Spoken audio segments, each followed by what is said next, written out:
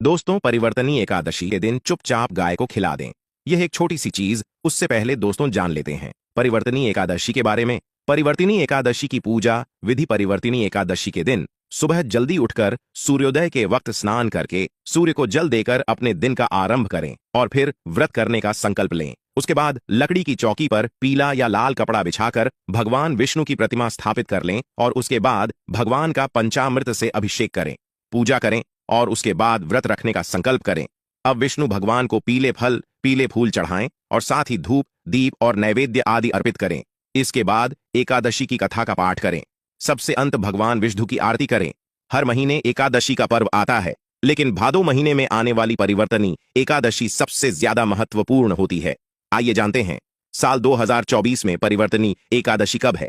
परिवर्तनी एकादशी तिथि का आरंभ 13 सितंबर शुक्रवार को रात 10:30 से होगा और यह 14 सितंबर शनिवार को रात 8:41 पर समाप्त होगी। इसीलिए उदया तिथि की मान्यता के अनुसार परिवर्तनी एकादशी का व्रत 14 सितंबर को रखा जाएगा, जबकि 15 सितंबर को सुबह 6:06 से सुबह 8:34 तक पारण करने का मुहूर्त है। दोस्तों, परिवर्तनी एकादशी तिथि भगवान विष्णु को समर्पित है। माना जाता है इस दिन भगवान विष्णु का व्रत करने से और उनकी पूजा कर लेने से सभी पापों का नाश हो जाता है और मोक्ष की प्राप्ति होती है। आइए जानते हैं इस साल परिवर्तनी एकादशी 2024 की डेट, पूजा और क्यों परिवर्तनी एकादशी समस्त पापों से मुक्ति दिलाने वाली एकादशी में से एक मानी जाती है। ऐसी मान्यता है कि इस व्रत को करने से पापों का अंत होता है। इतना ही नहीं, व्यक्ति को कई तरह के रोग दोष और आर्थिक समस्याओं से भी छुटकारा मिलता है और अक्षय पुण्य की प्राप्ति होती है। वने श्री कृष्ण के मार्गदर्शन में इस व्रत को करके महाभारत युद्ध में विजय प्राप्त की थी। दोस्तों, परिवर्तनी एकादशी के दिन स्वर्ग का दरवाजा खुल जाता है, इसलिए इस दिन किया गया दान पुण्य अन्य दिनों में किए गए दान पुण्य से अधिक फलदायी होता है।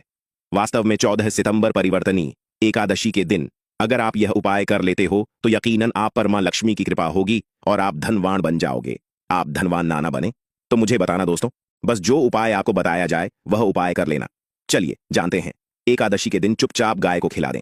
यह एक छोटी सी चीज, रोडपति भी हो। सर्वप्रथम तो अपने घर के पूजा स्थान को साफ कर वहां पूजा पाठ करें और दान जरूर करें।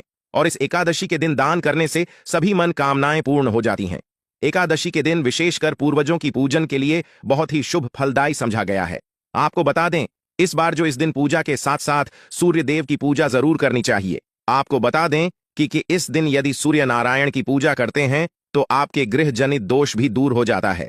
व्यक्ति के जीवन में धन सुख संपत्ति की प्राप्ति हो जाती है। मस्त मनोकामना व्यक्ति की पूर्ण हो जाती है। और दोस्तों, साथ ही साथ अब बात करें, आपको उस दिन मतलब ये जो एकादशी के दिन है, इस दिन आपको एक उपाय तो जरूर करना है। गाय का उपाय बताने से पहले एक उपाय आपको बता दें, इस उपाय को जरूर दूर करें। क्या करें कि शाम के समय पीपल के पेड़ के नीचे आपको सरसों का चौमुखी दीपक, आटे का दीपक बनाना है चौमुखी। उसमें आपको कलावे की बाती लगाकर सरसों के तेल का दीपक जला देना है और बीच में 2 साबुत फूल वाले लौंग भी डाल दें। फिर देखिए कैसे चमत्कार आपके जीवन में होता है। शाम के समय जलाकर उसे छोड़े मनोकामना मांगकर। दोस्तों, 11 दिनों के अंदर आपकी वह मनोकामना पूर्ण ना हो जाए तो हमें बता देना। बहुत ही प्रभावशाली उपाय बताया मैंने आपको, बहुत ही दुर्लभ से दुर्लभ है। इस बार नए वर्ष के उपाय को जरूर करें। यह उपाय जो है बहुत ही आपको लाभ देगा। और अब बात करें गाय से जुड़े कौन कौन से उपाय आपको इस दिन, मतलब गाय से जुड़े उपाय जिन्हें करने से व्यक्ति को 7 पीढ़ियों तक बैंक बैलेंस की कमी नहीं होती, दुख दर्द संकट कष्ट दूर हो जाते हैं और सभी सुख व्यक्ति के कदमों में आ जाते हैं। कदम चूमती है सभी सुख और घर में धन के भंडार सदैव भरे रहते हैं, कोई कमी नहीं होती। किसी तरह कौन कौन से उपाय ध्यान से सुनना, जिस तरह बताएं उसी तरह इन उपायों को आपको करना है। तो चलिए शुरू करते हैं। कौन कौन से गाय से जुड़े उपाय हैं। प्रभावशाली चमत्कारिक उपाय है जो कि आपकी किस्मत को चमका देंगे। एकादशी से आपको लाभ शुरू करते हैं। दोस्तों, सनातन परंपरा में गाय, गंगा और गायत्री का बहुत ज्यादा धार्मिक महत्व है। मान्यता है कि गौ माता के शरीर पर 3 कोटि देवी देवताओं का वास होता है। गौ माता की पूजा करने वाले जातक पर इन सभी देवी देवताओं की कृपा बरसती है। गौ सेवा से न सिर्फ इस जन्म के बल्कि पूर्व के भी दोष दूर हो जाते हैं। गाय से हासिल पंचगव्य का उपयोग जरूर शामिल करें, क्योंकि पंचम गव्य के बिना कोई भी पूजा पाठ और हवन सफल नहीं होता। या दोस्तों, गौ कृपा पाने के लिए प्रतिदिन, सप्ताह अथवा महीने में परिवार समेत एक बार गौशाला जाने का नियम जरूर बनाएं और वहां गायों को हरा चारा जरूर खिलाएं। इससे आपको शुभ फलों की प्राप्ति होगी और साथ ही साथ गौ सेवा और गौ पूजा से 9 ग्रह शांत हो जाते हैं और इनसे जुड़े दोषों का निदान हो जाता है। गर्मियों में गौ माता को पानी पिलाएं और सर्दी में गौ माता को गुड़ जरूर खिलाएं। ध्यान रखें कि गर्मियों में गाय को गुधिया, अनेक देवी देवता को अपने नए शरीर पर धारण करने वाली गौ माता से जुड़े कई शुभ और अशुभ संकेत भी होते हैं। मसलन गाय का दूध धोते समय यदि गाय ठोकर मार दे और सारा दूध बिखर जाए तो अब शगुन होता है। यदि कोई यात्रा पर निकल रहा हो और गाय अपने बछड़े को दूध पिलाती सामने आ जाए तो निश्चित रूप से जिस यात्रा के लिए आप निकले हैं वह यात्रा आप जरूर ही सफल होगी और वह जिसके लिए आप निकले हैं वह जरूर ही पूर्ण होगा। यात्रा पर जाते समय बाईं ओर गाय की आवाज आना और रात्रि में गाय की होख करना भी शुभ होता है दोस्तों, साथ ही करना भी शुभ होता है दोस्तों। साथ ही साथ गाय के साथ आप भूलकर भी दुराचार न करें, अन्यथा मिलता है घोर पाप और जीवन भर की परेशानियां बनी रहती हैं। जी हां दोस्तों, गाय को राष्ट्रीय पशु बनाए जाने और इन्हें मौलिक अधिकार दिए जाने की बात हो रही है तो सवाल उठता है, गाय संस्कृति का अहम हिस्सा है, तब भी गाय के साथ लोग खराब व्यवहार कैसे कर लेते हैं। गाय दर दर भटकती रहती है, भरपेट इन्हें चारा तक लोग नहीं देते। गाय जब तक दूध देती रहती है तो उनकी सेवा होती है और जैसे ही दूध देना बंद कर देती है तो लोग इन्हें उनकी किस्मत पर छोड़ देते हैं, सड़कों पर और गलियों में भटकने के लिए। ऐसे में गोवंश जीवों को कोई डंडे मारता है तो कोई पानी डाल देता है, कभी वाहनों की चपेट में आ जाती है तो कभी बीमार होकर बेचारी यह गाय दम तोड़ देती है। ऐसे में जरूरत है इन बातों को जानने की गाय को लेकर शास्त्रों में क्या कहा गया है, गाय के साथ आपको कैसा व्यवहार करना चाहिए। दोस्तों, गाय को कभी भी मारना पीटना नहीं चाहिए। शास्त्रों में गाय को माता का दर्जा दिया गया है। गाय को मारने वाला माता को मारने पीटने वाले के समान पाप का भागीदार समझा जाता है। नरक लोक में वर्षों तक कष्ट भोगना पड़ता है, अगले जन्म पशु योनि में मिलता है। कथा है कि गौतम मुनि ने गलती से गाय को डां मार दिया था जिससे गाय की मृत्यु हो गई थी और इस पाप से मुक्ति के लिए इन्हें वर्षों तक तपस्या करनी पड़ी। भगवान श्री कृष्ण जी ने बैल स्वरूप में आए वृद्धाश्रम का वध कर दिया था जिससे मुक्ति के लिए भगवान श्री कृष्ण को संपूर्ण तीर्थों को एक कुंड में बुलाना पड़ा और इस कुंड में स्नान से वह पाप मुक्त हो गए थे।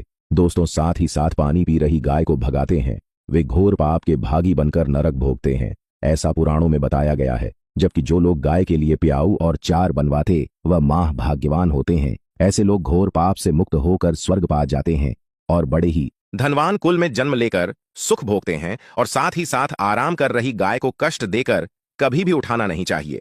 कहते हैं कि जिस स्थान पर गाय बैठी है वहां से नकारात्मक ऊर्जा खत्म हो जाती है।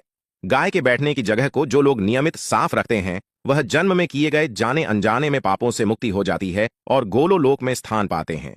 गाय को डंडा मारकर रर उठाना, पानी डालकर उठाने से मनुष्य पाप का भागी बनता है और अगले जन्म में उसे दर दर भटकना पड़ता है। और साथ ही साथ शास्त्रों में बताया गया है कि गाय का दूध उसके बछड़े के लिए होता है। गाय के बछड़े से बचा हुआ दूध ही मनुष्य को लेना चाहिए, परंतु कुछ लोग एक बार गाय को दूध लेने बाद फिर से बछड़े के लिए बचा हुआ दूध भी धो लेते हैं। ऐसा करना घोर पाप कहा जाता है। ऐसे दूध को धोने वाला और ग्रहण करने वाला दोनों ही पाप के भागी बन जाते हैं। दोस्तों, साथ ही साथ शास्त्रों में कहा गया है कि गोवंश मतलब गाय और बैल के पीठ पर नहीं बैठना चाहिए। इनकी पीठ पर बैठने से महापाप लगता है। ऐसे लोगों को नरक की यातना भोगनी पड़ती है। एकमात्र देव के अंश के उत्पन्न नंदी ही गोवंश है जिस पर स्वयं महादेव और महादेवी सवारी करती हैं, क्योंकि नंदी ने स्वयं अपनी इच्छा से महादेवी की सवारी बनना स्वीकार किया था। और साथ ही साथ शास्त्रों में गाय के दान को बहुत ही महत्व दिया गया है, परंतु ऐसी गाय का दान कभी नहीं करना चाहिए जो बूढ़ी और बीमार हो। कठोपनिषद में नचिकेता की कथा भी इस संदर्भ में है कि जिस नचिकेता ने पिता द्वारा बूढ़ी गाय को दान करने पर आपत्ति जताई थी, दूध देने वाली और बछड़े सहित जो लोग का दान करते हैं वह महान पुण्य को हासिल करके स्वर्ग में स्थान पाते हैं। दोस्तों, साथ ही साथ सूर्य चंद्र मंगल शुक्र की युक्ति राहु से हो तो पितृदोष होता है। यह भी मान्यता है कि सूर्य सु का संबंध पिता से एवं मंगल का संबंध होने के कारण सूर्य यदि शनि राहु या केतु के साथ स्थित हो या दृष्टि संबंधी हो तथा मंगल की युति राहु या केतु से हो तो पितृदोष होता है। इस दोष से जीवन संघर्ष बन जाता है। यदि पितृदोष हो तो गाय को प्रतिदिन या किसी भी एकादशी को या किसी पूर्णिमा के दिन, अमावस्या या किसी भी खास दिन पर रोटी गुड़ चारा खिलाने से पितृदोष खत्म जाता है।